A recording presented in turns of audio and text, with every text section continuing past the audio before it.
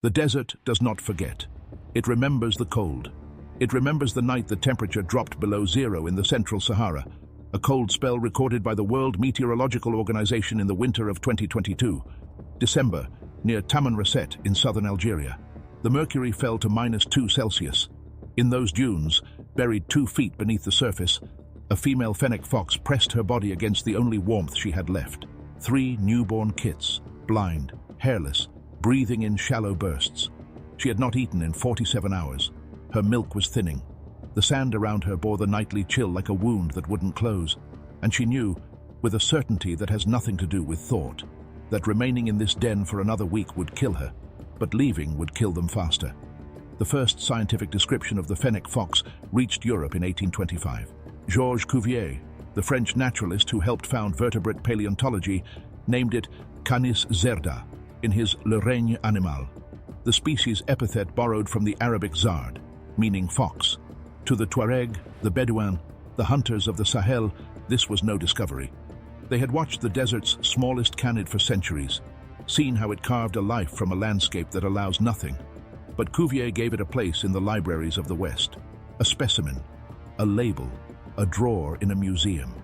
He could not have known what the mother Fennec knows, that a den dug 1 meter deep can hold a temperature difference of 15 degrees Celsius between its floor and the surface, that her pups cannot survive a single night of true cold without her, that she must become the boundary between their skin and the sky. The field researchers who tracked 14 Fennec fox dens across the Algerian Sahara in 2009 saw this. They documented mothers remaining inside the den 95% of all daylight hours during the first 2 weeks after birth. The observers assumed the purpose was concealment, protection from predators. They were right, but only partly. The deeper function was thermal. The mother's body is a furnace. Her fur, the palest of all foxes, reflects the sun by day. But at night, she turns it inside out. She becomes insulation. The kit that strays 2 inches from her belly loses heat faster than it can produce it. There is no softness in this arithmetic. A kit born in a winter den where the night temperature falls below 10 degrees Celsius for 5 consecutive nights stands only a 62% chance of surviving to its 30th day. That figure comes from a 2018 study published in the Journal of Arid Environments, which tracked 62 litters across the borderlands of Niger and Algeria. The kind of study that doesn't make the news. The kind that tells you, in dry statistical language, that maternal proximity is not a choice. It is a prerequisite. The mother who leaves the den for an hour doubles the risk of kit mortality for that night. The mother who fails to return before sunset condemns her litter. But she must leave. She has not eaten in 2 days. Her milk is low. Her teeth ache with the grind of hunger. And the desert offers nothing for free. The Fennec fox survives on insects, small rodents, birds, eggs, a gecko, a beetle, a jerboa. In the wetter months, when the Sahara receives its fraction of an inch of rain, the dunes bloom with seeds and roots. But this is winter. The cold kills the insects. The rodents have burrowed deeper than the fox can dig. The sky holds no scent of prey, and her kits are crying. The sound is high, thin, a vibration that would barely register to human ears. But to the mother, it is the only sound that matters. It comes through the sand, through the darkness, through the wall of exhaustion she has built around herself. She cannot answer it by nursing. She has nothing left to give. The only answer is to leave, to cross the dunes in the dark, to hunt, to return, or not to return. She does not know, because the desert never tells her. If you have ever had to choose between your own survival and someone else's, you know the shape of this hesitation. The mother Fennec hesitates at the entrance of the den.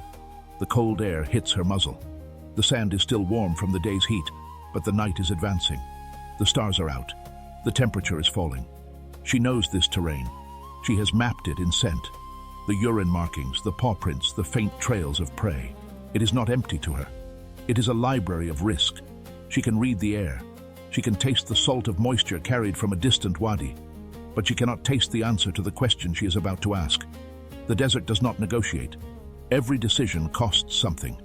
If you want to understand the real price of survival, stay with this story. Every decision costs something. And this one, stepping into the cold when your body screams to stay, is the kind of choice that defines survival.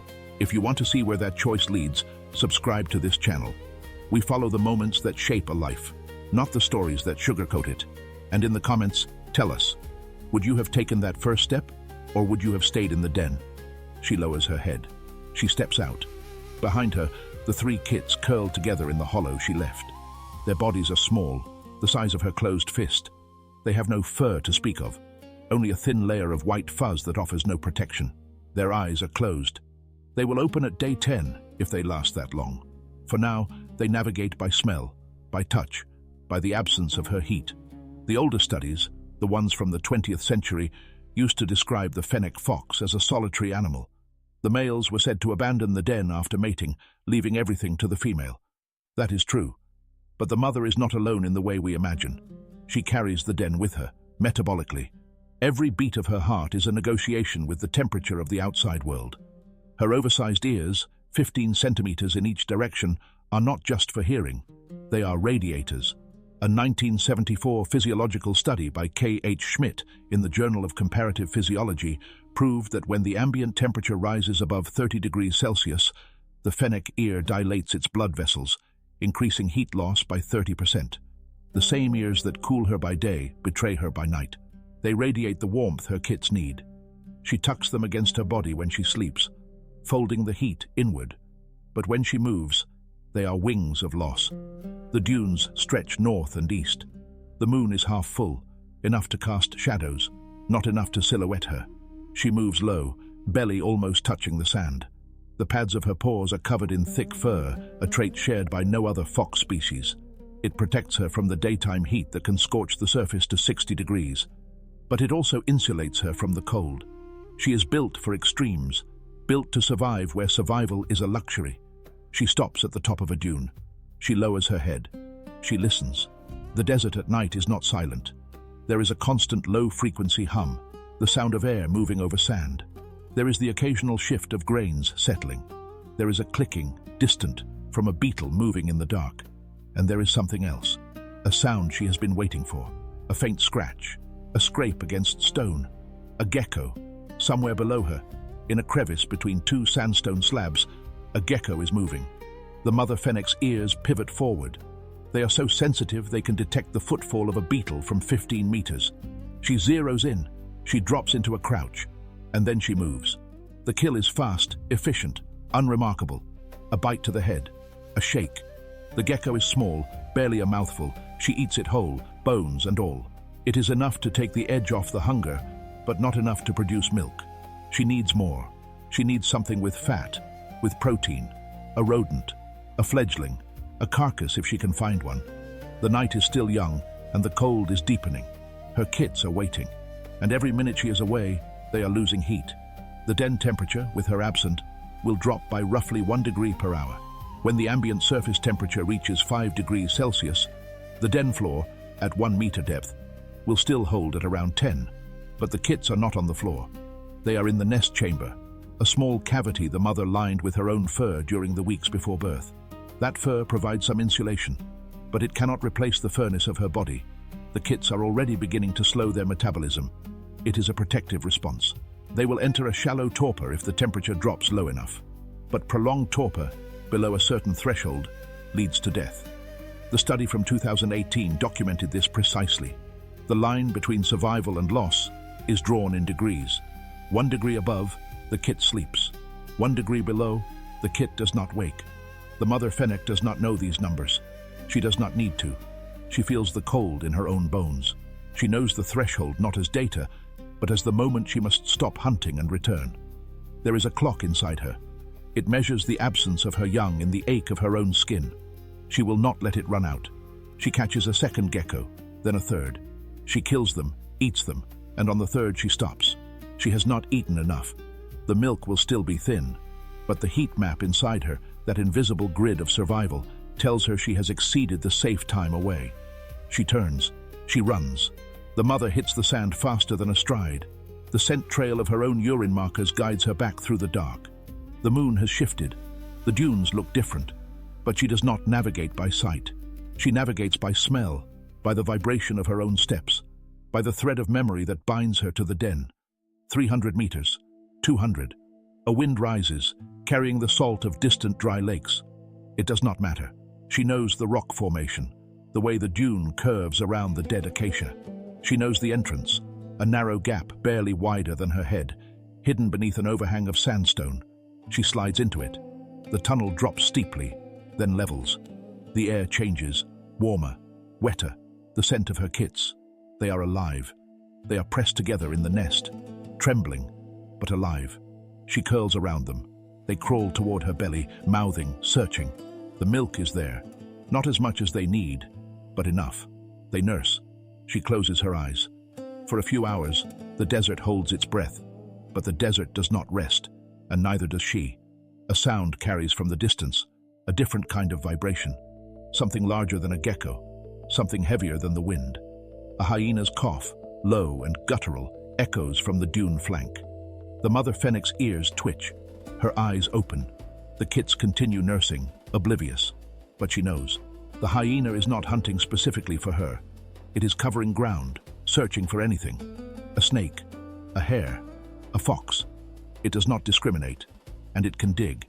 If the hyena picks up the scent of the kits, if it catches the warm air rising from the den entrance, it will excavate the entire tunnel. It can dig faster than she can defend. This is what mothers in the desert know.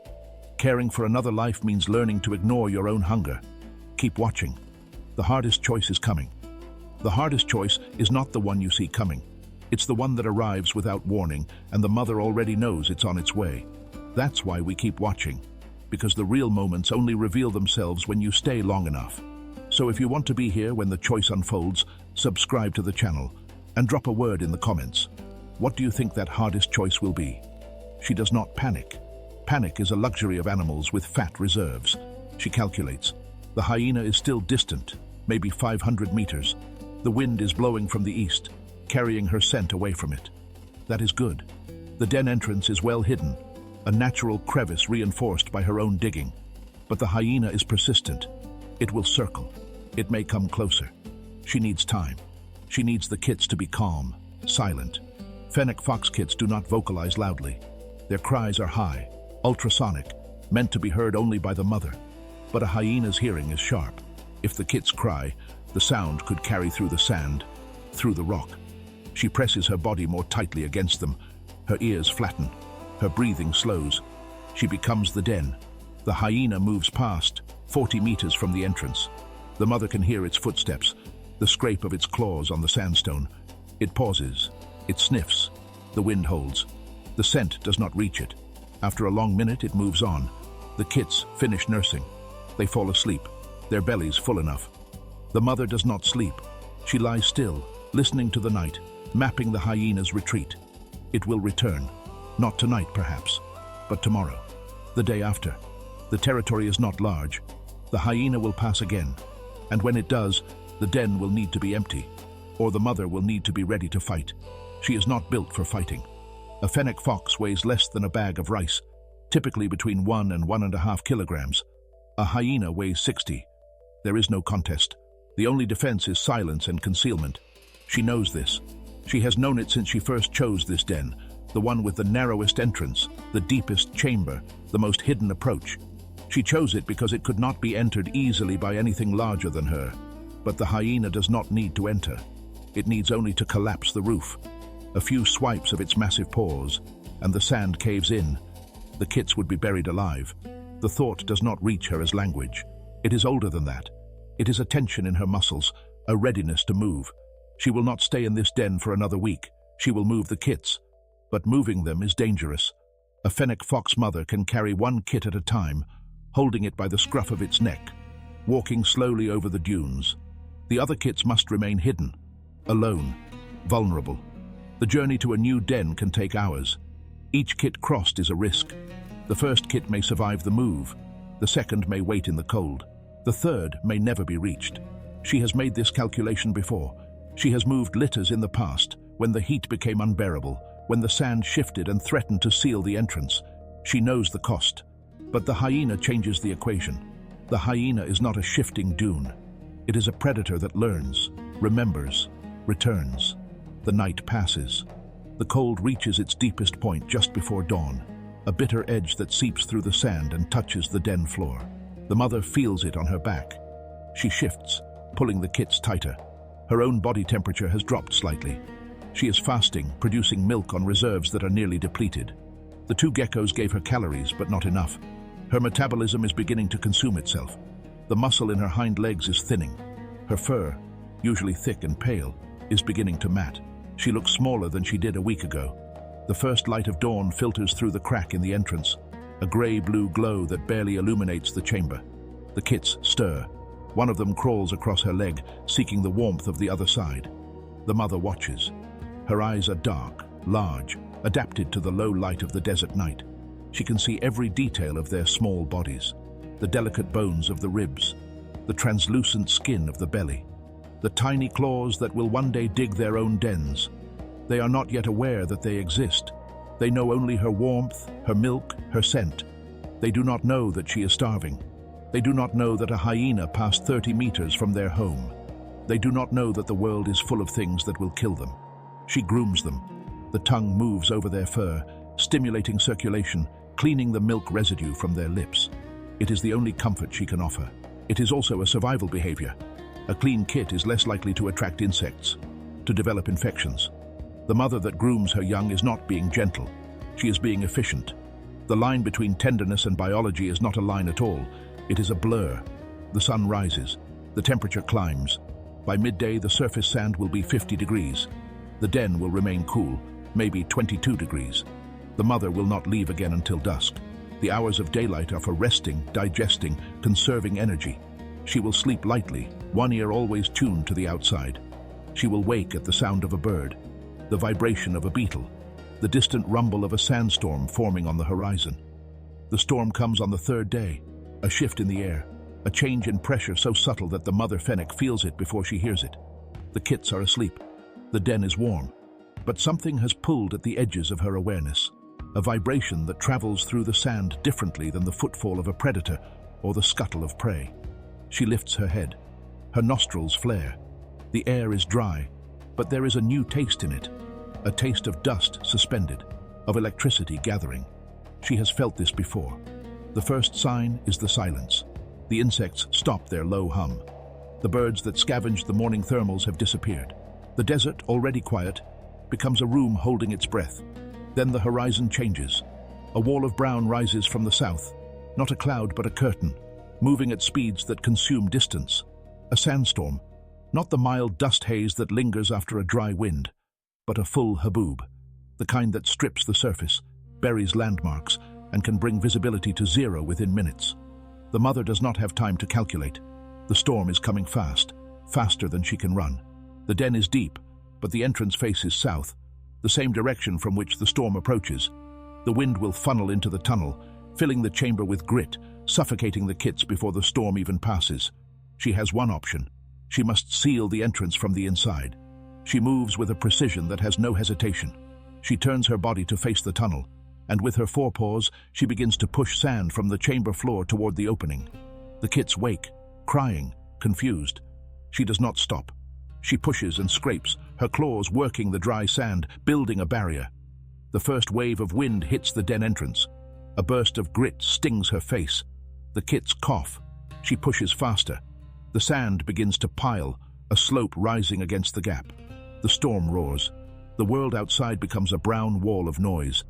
The mother digs and pushes, her body a shield against the debris that now fills the tunnel. The kits press against her legs, their cries drowned out by the howl of the wind. For 10 minutes, she works without stopping. Her paws are raw. Her lungs burn with the dust she has inhaled. But the entrance is sealed. A thick plug of sand blocks the light, the wind, the storm. In the darkness of the sealed chamber, the mother collapses. The kits find her belly. She lets them nurse, though there is almost nothing left. The sandstorm will last for hours, perhaps until nightfall. There is nothing to do but wait, breathe, endure. When the storm passes and she digs them out, the world will be different. The dunes will have shifted, the landmarks will be gone, the scent trails erased. The hyena will have moved on, buried or displaced. But the mother will find a new den, a new territory, a new path. She will hunt again. She will grow thinner. She will carry her kits across the dunes, one by one, until they are strong enough to run beside her. The desert does not forgive. It does not reward. It simply continues. And in that continuation, the mother Fennec fox finds her meaning. Not in sentiment, not in hope, but in the single biological fact that she is still breathing, that her kits are still breathing, that the line between life and loss, drawn in degrees and minutes and meters, has not yet claimed them. She is the boundary. She is the furnace. She is the calculation that never stops. And when the first light breaks over the new dunes, she will be ready to rebuild. The wind is gone. The silence returns. The mother Fennec pulls her paws across the sand plug, testing its integrity. It holds. She can hear the hiss of sand settling outside, the slow shift of grains falling from the air. The storm has passed. She digs, slowly at first, testing the surface, then faster as the first crack of light appears. Her claws scrape against the plug's edge, pulling sand inward, widening the gap. The dust in her lungs makes her cough. The kits whimper, but stay pressed to her side. 20 minutes later, she breaks through. The light that floods the tunnel is pale, filtered through a haze of suspended dust. She blinks. The landscape outside has been erased. The dune she knew, the one that sloped gently toward the acacia, is gone. In its place is a new ridge, steeper, raw, its surface rippled by the wind's last touch. The acacia is buried. The rock formation is half covered. The scent markers she laid along the perimeter are gone, washed away by abrasion, covered by 4 inches of fresh sand. She stands at the entrance. The kits stay behind her, still in the tunnel, still inside the chamber. She looks south, where the storm came from. The sky is clear, a pale blue rinsed clean of dust. The temperature is already climbing. By midday the surface will be brutal, but she cannot stay here. She returns to the kits. She licks their faces, cleaning the grit from their eyes. Then she makes a choice. The first kit, the largest, the one that has nursed the strongest. She picks it up by the scruff, gently but firmly, and carries it out of the den. The kit hangs limp, instinctively going still, as all canid pups do when carried. She takes it 20 meters east, to a shallow depression she spotted from the entrance, a dip between 2 new dunes, where the sand is cooler and the wind has not piled deep. She places the kit there, in the hollow, and covers it with loose sand. Only the small nose and closed eyes remain visible, a burial that is temporary, strategic. She returns to the den. The second kit. She repeats the process, picking it up, carrying it, placing it in the hollow beside the first, covering it.